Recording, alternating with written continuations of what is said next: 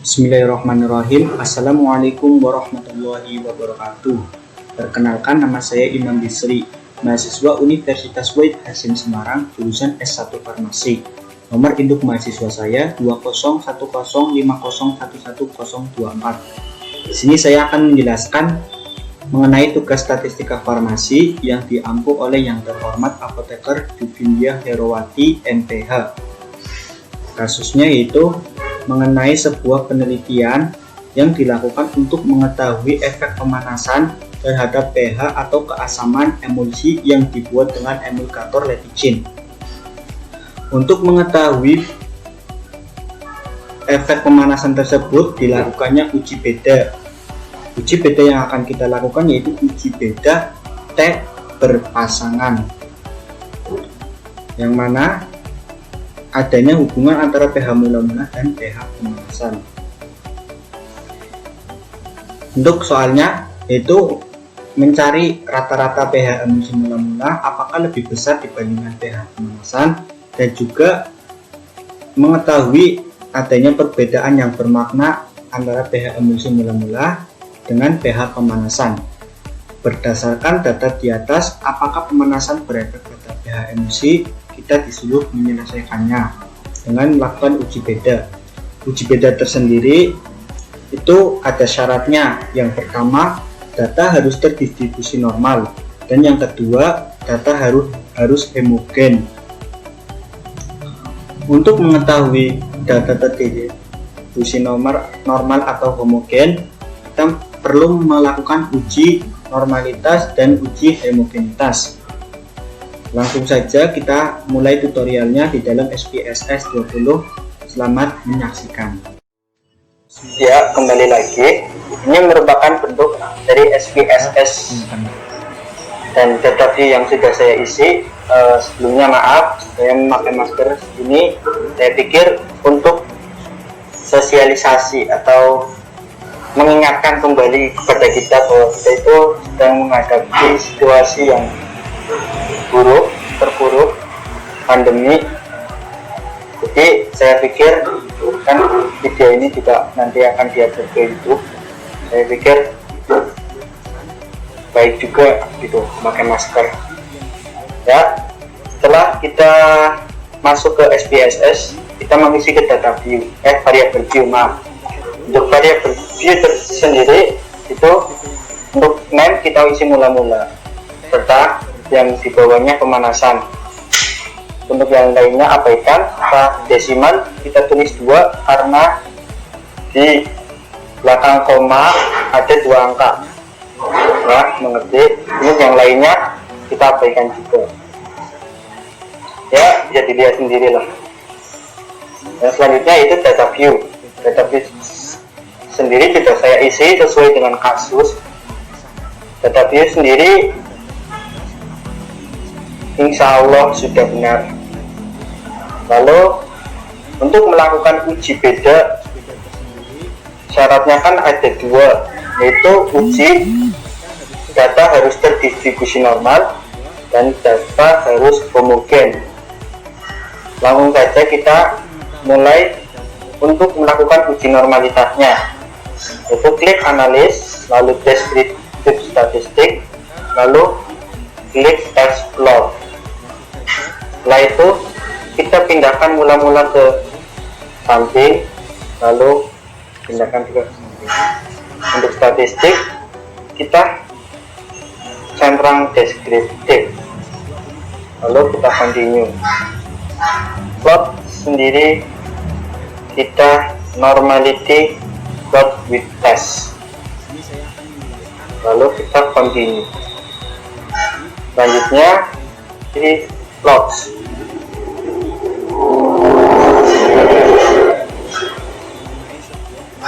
Ya, langsung saja kita continue. Oke.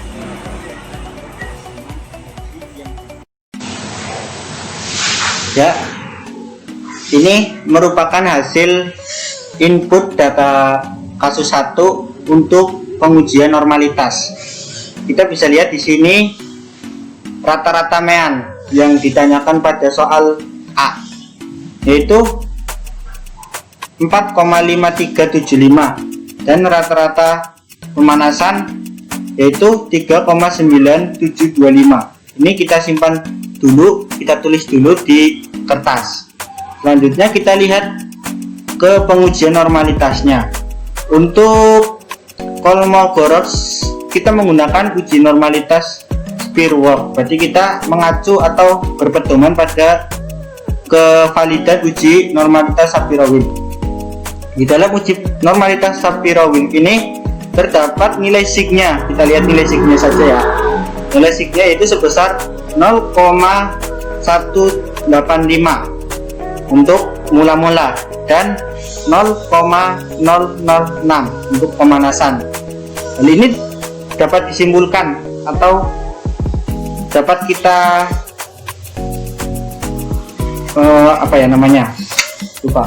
dapat kita simpulkan ya, benar, dapat kita simpulkan bahwa sig lebih kecil daripada 0,05 karena di sini pH pemanasannya itu 0,006 itu kan lebih kecil daripada 0,05.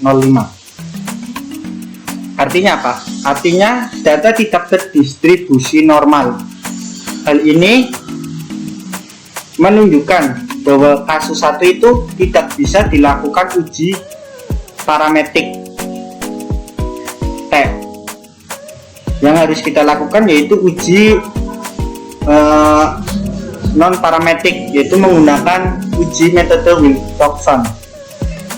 Jadi kita tidak usah juga melakukan uji homogenitas karena itu akan percuma. Langsung saja kita ke uji Wilcoxonnya, karena untuk uji T itu sendiri syaratnya harus terdistribusi normal. Apabila salah satu syarat tidak terpenuhi maka tidak boleh melakukan uji T. Uji T bisa dilakukan hanya dengan uji non parametrik saja. Langsung saja kita langsung menguji dengan menggunakan metode Wilcoxon ya. Analis, lalu kita ke non parametric test, terus klik legacy dialog, lalu kita ke klik reference sample, lalu data tersebut kita pindahkan ke kanan ya. Satunya lagi kita pindahkan ke kanan. Ini jangan lupa dicentrang Wilcoxon karena kita melakukan uji Wilcoxon ya. Lalu kita klik OK. Ini hasil input dari data Wilcoxonnya. Kita hanya melihat asim sig-nya saja, apakah lebih besar atau lebih kecil dari 0,05. Kita lihat di sini asim sig-nya yaitu 0,002. Artinya lebih kecil dari 0,05. Jadi bisa kita simpulkan bahwa pemanasan berefek pada pH emulsi. Hal ini didasarkan alasan yang kuat, yaitu adanya perbedaan antara pH emulsi mula-mula dan setelah dipanaskan. Lalu kita bisa melihat pertanyaan yang tadi ya, berapa rata-rata pH emulsi mula-mula? Apakah rata-rata pH emulsi mula-mula lebih besar dibandingkan pH pemanasan? Jawabannya yaitu ya, karena kita tahu bahwa pH emulsi mula-mula yaitu 4,5375 dari hasil uji Shapiro-Wilk tadi, terus pH pemanasan 3,9725. Lalu apakah ada perbedaan yang bermakna antara pH emulsi mula-mula dan pH pemanasan? Jawabannya juga ada perbedaan, karena kita tahu tadi di uji namanya Wilcoxon, kita melihat asim sig-nya yaitu 0,002 yang berarti lebih kecil daripada 0,05. Ini menunjukkan bahwanya adanya perbedaan. Berdasarkan data dan ketentuan di atas, apakah pemanasan berefek pada pH emulsi? Jawabannya juga iya, pemanasan berefek pada pH emulsi. Saya kira cukup untuk pembahasan kasus 1. Kita lanjutkan ke kasus 2-nya. Selamat menyaksikan lagi. Ya, selanjutnya kasus kedua. Kasus kedua ini menganalisis sebuah media massa yang menyatakan bahwa kadar pemanis buatan jenis sakarin pada minuman merek impor lebih tinggi daripada merek lokal. Apakah hal tersebut benar? Dan berapa rata-rata kadar sakarin pada minuman merek impor? Apakah lebih besar dibandingkan merek lokal? Lalu apakah ada perbedaan yang bermakna antara kadar sakarin merek impor dan merek lokal? Berdasarkan data di ketentuan di atas, apakah pernyataan media massa dalam kasus benar? Langsung saja kita analis menggunakan metode tag tidak saling berpasangan. Untuk metode tag tidak saling berpasangan, sama seperti metode tag berpasangan, kita akan menganalisis uji normalitasnya dan uji homogenitasnya, karena kedua data tersebut merupakan syarat berlakunya uji tag. Langsung saja isi variabel view. Di sini nama kita tulis merek dan yang bawahnya kita tulis kadar. Desimal di sini 0, kadar di sini 2. Lalu kita ke data view. Terus klik analis deskriptif statis untuk menentukan kadar normalitasnya. Lalu kita klik explore. Kita pindahkan merek ke kanan, kadar sakarin ke kanan. Lalu kita klik statistik deskriptif, oke. Untuk plots kita tentang normalitasnya. Lalu kita continue. Terus langsung kita klik oke.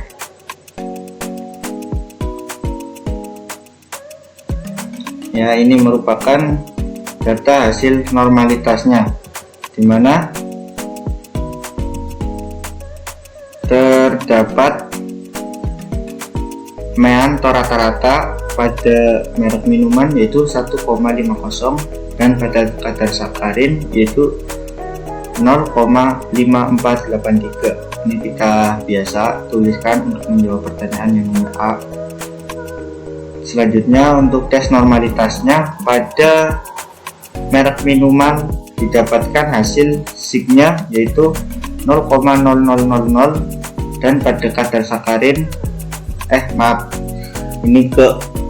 kita lihat ke Shapiro Wilk-nya saja. Untuk merek minuman didapatkan 0,0000 dan pada kadar sakarin didapatkan 0,020. Hal ini menunjukkan bahwa data tidak terdistribusi normal. Oleh karena itu kita langsung menggunakan uji tag non parametrik.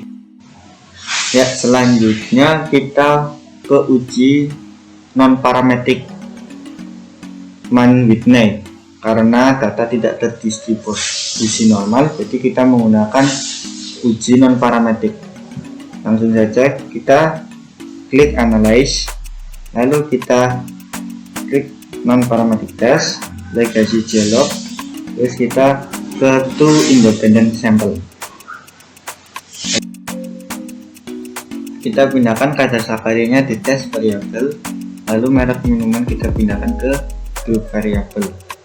Selanjutnya kita klik group, define group, ini 1, ini 2, lalu kita klik continue.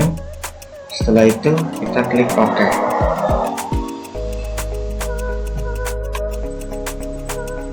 Ya, didapatkan sebuah data pada uji Mann-Whitney test.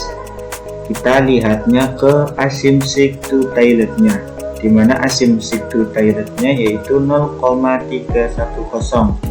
Hal ini menunjukkan bahwanya tidak ada perbedaan antara merek minuman lokal dan merek minuman impor, karena nilai asymmetric lebih kecil, lebih besar daripada 0,05. Lalu untuk selanjutnya kita menjawab pertanyaan dari kasus yaitu pertanyaannya ialah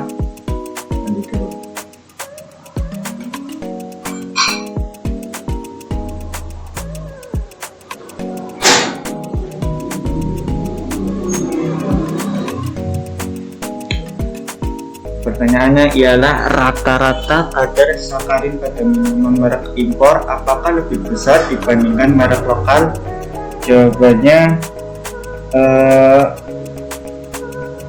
tidak lebih besar, karena kita tahu pada merek minuman rata-ratanya yaitu 4,5375, sedangkan pada kadar sakarinnya yaitu 3,9725.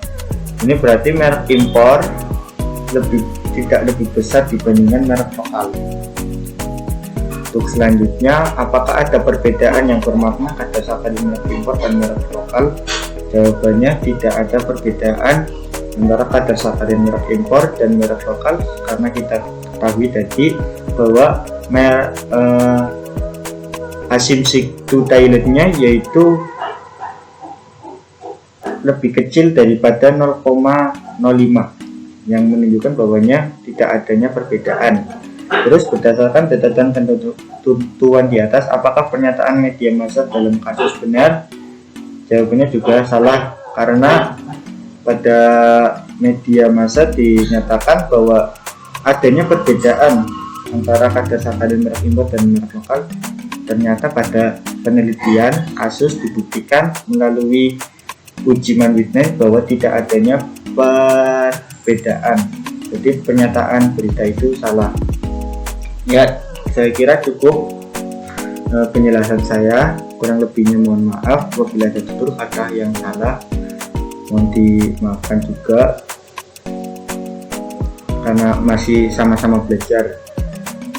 Ya, wassalamualaikum warahmatullahi wabarakatuh.